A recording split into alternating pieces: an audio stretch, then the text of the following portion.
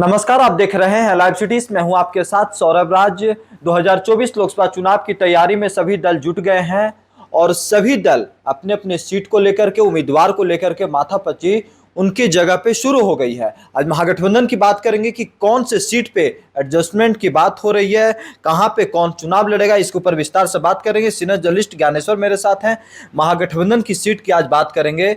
पूरी वहां पे भी माथापच्ची शुरू हो गई है, कौन की नहीं, सीट पे। माथापच्ची तो है ही जी और देखिए, महागठबंधन और एनडीए पहले तो घटक दलों के बीच ही, जी जो दोनों गठबंधन के हैं उनके बीच ही यह तय होना है कि कौन सी सीट कौन सी पार्टी लड़ेगी जी और उम्मीदवार कौन होंगे। लेकिन जब यह चर्चा शुरू करते हैं तो घटक दलों को अपने पहलवान भी बताने होते हैं कि यह सीट यदि हम मांग रहे हैं जी या अपने पास रख रहे हैं तो इसके रखे जाने की वजह क्या है। दूसरी बात देखिए, महागठबंधन में अब जेडीयू भी है और जी आरजेडी भी है। जेडीयू के पास 16 सिटिंग सीटें हैं लोकसभा की। तो ऐसा नहीं होगा कि जो जितनी सिटिंग सीटें हैं वो सारी की सारी सीटें जेडीयू के पास ही रहेगी।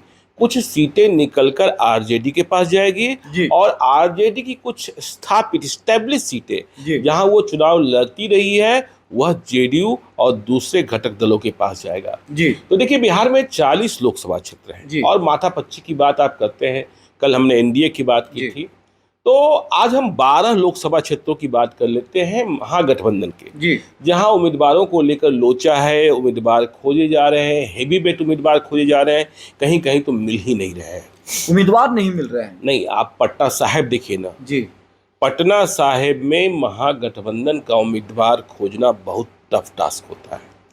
आप 2009 का इलेक्शन देख लीजिए, 2004 का इलेक्शन देख लीजिए, 2014 में तो किस्मत से शत्रुघ्न सिन्हा, जी चूंकि बीजेपी ने उन्हें बेटिकट कर दिया तो वे कांग्रेस में आ गए, बिहारी बाबू पटना आ गए, लेकिन फिर भी नहीं जीते।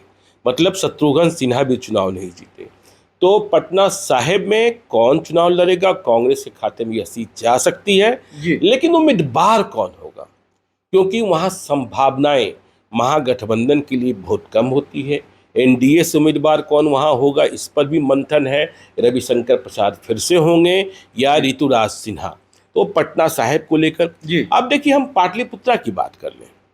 पाटलिपुत्रा तो आरजेडी लड़ती रही है, लेकिन इस बात का भी ख्याल रखिए जी कि इसी पाटलिपुत्र सीट पर नीतीश कुमार ने एनडीए के साथ रहते हुए लालू यादव के ही दोस्त रंजन यादव से चुनाव हरवा दिया था। और दूसरी बात, इसका ख्याल रखिए जी कि इसी पाटलिपुत्र सीट के लिए और अपनी बड़ी बेटी मीसा भारती को चुनाव लड़ाने के लिए लालू यादव ने अपने हनुमान कहे जाने वाले राम कृपाल यादव का बलिदान कर दिया था। जी और परिणाम क्या हुआ? मीसा भारती पाटलिपुत्रा से सांसद नहीं चुनी गई, दो बार चुनाव लड़ने के बाद भी। जी तो 2024 में यह सीट आरजेडी के पास होगी या फिर भीतर के संघर्ष के कारण जेडीयू के पास चला जाएगा, यह देखने की बात होगी। मीसा भारती चुनाव फिर से लड़ना चाहती हैं, यह बात भी खबर में है। जी और जीतलाल यादव जो दूसरे मजबूत हैं, दानापुर से विधायक भी हैं, लेकिन हम बार बार कह रहे हैं कि दोनों गठबंधन विधायकों को दांव पर लगाना नहीं चाहती है, क्योंकि 2025 तक बिहार विधानसभा का कार्यकाल है। जी तो पाटलिपुत्रा की बात। चलिए, अब एक और हॉट सीट की बात कर लेते हैं, बेगूसराय। जी बेगूसराय कौन लड़ेगा? देखिए, बेगूसराय में गिरिराज सिंह है, जी फायर ब्रांड नेता, बीजेपी के। जी और पिछले दफे कन्हैया कुमार से लड़ाई होने के बाद भी लोगों को लग रहा था कि इतनी टफ लड़ाई है और कितना विशाल अंतर से उन्होंने चुनाव जीत लिया जी था। तो कन्हैया कुमार भारत जोड़ो यात्रा में राहुल गांधी के साथ पूरे देश की यात्रा करते रहे, लेकिन बेगूसराय से बेखबर है। तो बेगूसराय से चुनाव लड़ेंगे नहीं लड़ेंगे, कांग्रेस के खाते में सीट जाएगी नहीं जाएगी, क्योंकि अब कन्हैया कुमार कांग्रेस में है। जी कन्हैया कुमार अब सीपीआई में नहीं है। जी देखिए, 2019 में याद होगा तनवीर हसन। जी तो यह सीट किसके पास जाती है और समीकरण क्या बैठता है? क्योंकि सीपीआई और सीपीएम भी अब महागठबंधन का हिस्सा है, तो जी उम्मीदवार तलाशा जाना। और बेगूसराय, जिसे लेनिनग्राद कहते हैं जी और जिसे वहाँ के भूमिहार मानते हैं कि यह सीट तो हमारी है, जी लेकिन दूसरे प्रयोग भी हुए हैं।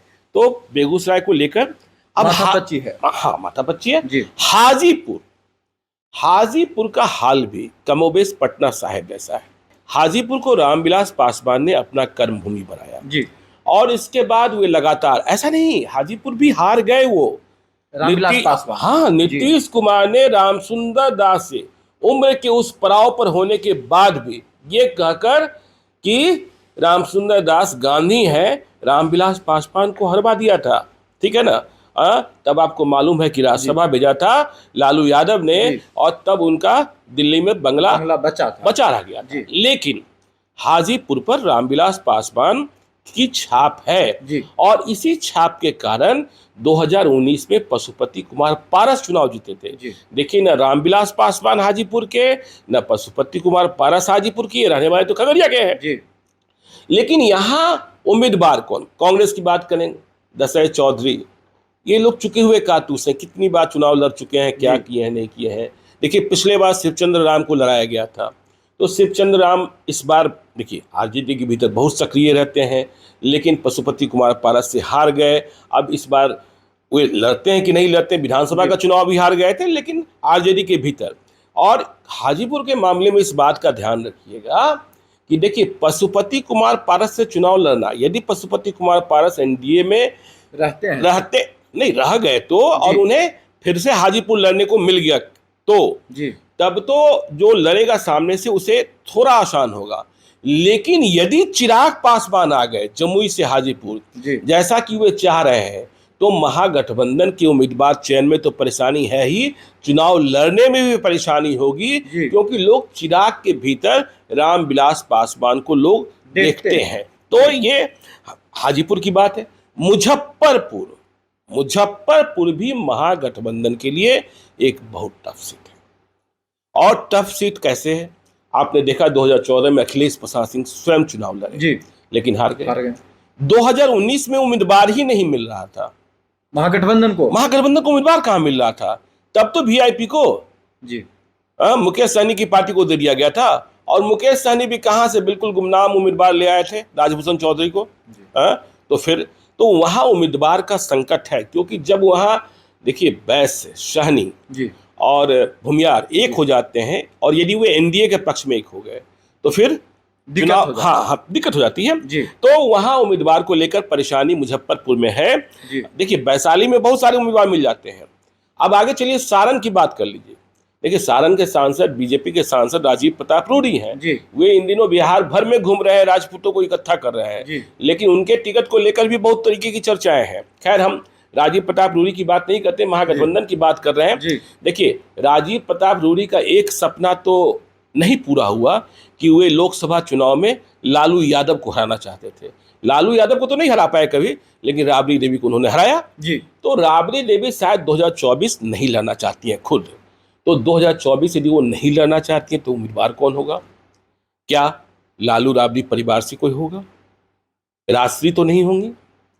वैसे क्षेत्र में यह भी चर्चा है कि यदि रोहिणी आचार्य, लालू यादव की वो बेटी जिसने अपने पिता को किडनी दान दिया और पुनर्जिंदगी प्रदान किया, वो चुनाव लड़ने आ जाती है, तो फिर यहाँ लड़ाई बहुत कठिन हो जाएगी। वैसे एक बड़े राजपूत नेता जो लालू यादव की फैमिली के बहुत करीब हैं, उनकी चर्चा भी चल रही है। लेकिन समस्या क्या है कि वैशाली, सारण, महाराजगंज, ये सारी सीटें जो हैं, आपको देखना होता है कि क्या सभी सीटों पर हम राजपूत ही लड़ाएंगे, तो ये सारी परेशानी है जी। अब चलिए औरंगाबाद में भी ऐसा ही हाल है।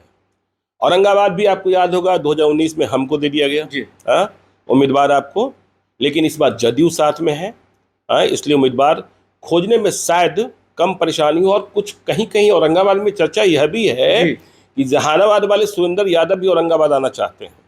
देखिए, कांग्रेस के पास निखिल कुमार उम्मीदवार हैं, लेकिन और इस उम्र में भी वे बहुत एक्टिव रहते हैं, निखिल कुमार। और आपको पता है निखिल कुमार का कितना बड़ा कद है और किस परिवार के हैं। देखिए, वो स्वयं भी एक बड़े आईपीएस अफसर रहे, दिल्ली पुलिस के कमिश्नर रहे, कई राज्यों के गवर्नर रहे, और इस उम्र में भी वे रिश्ता नाता, लोगों के यहाँ आना जाना इस उम्र में लोग थक जाते हैं, लेकिन वो बने हुए हैं। लेकिन वो सीट पहले कांग्रेस के पास जाए तो, क्योंकि कांग्रेस को कितनी सीटें महागठबंधन में मिलेगी यह देखने की बात है।